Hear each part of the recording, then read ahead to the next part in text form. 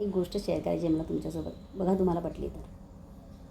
आपण आईवडील म्हणून आपल्या मुलांना चांगलं शिकवण्याचा, चांगलं समजवण्याचा नेहमीच प्रयत्न करत असतो. ते काही चुकत असतील तर आपण त्यांना त्यांच्या चुका दाखवून देतो. आणि आपण नेहमीच त्यांच्यापाठी हे करू नको, ते करू नको असं करत असतो. फक्त मुलांच्याच नाही तर आपल्या सराउंडिंगमध्ये जर आपले कोणी मित्रमैत्रिणी असेल, त्यांच्याही बाबतीत जर असं काही होत असेल तर आपण त्यांना समजवण्याचा प्रयत्न करतो की हे चुकीचं आहे, हे असं करू नको. आणि काही एक सर्टन एक्सटेंटपर्यंत, लिमिटपर्यंत ते आपलं ऐकतातही. त्यांना आपल्या गोष्टी पटतात पण. पण कधी कधी काय होतं ना की नंतर आपलं बोलणं जे आहे ते समोरच्याला अगदी लेक्चर वाटू लागतं, इरिटेटिंग वाटू लागतं.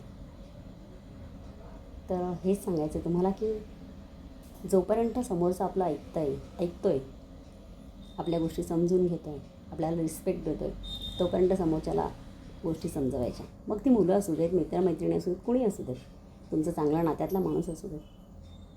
पण जेव्हा तुम्हाला जाणवू लागेल की ही व्यक्ती आता आपल्याला टाळते, आपल्याला इग्नोर करते, त्यांना आपलं बोलणं नाही आवडत आहे, इरिटेटिंग वाटतं आहे, त्यावेळेला तुमचं समजवणं, तुमचं लेक्चर देणं बंद करा.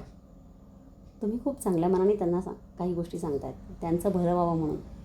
पण जर त्यांना ते इरिटेटिंग वाटतं आहे, त्यावेळेला त्रासदायक वाटतं आहे, त्यावेळेला बाजूला व्हा. बस लेक्चर देऊ नका. आता नका समजू. ते मॅच्युअर आहेत, आता त्यांच्या गोष्टी ते समजून घेतील. आणि जर का काही झालंच, त्यांना ठेच लागली तर त्यांना आपोआपच कळणार आहे की आपलं काहीतरी चुकलं आहे.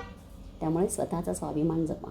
जेव्हा समोरची व्यक्ती तुम्हाला टाळू लागेल, तुम्हाला इग्नोर करायला लागते, त्यावेळेला त्या व्यक्तीपासून हळूहळू लांब जा.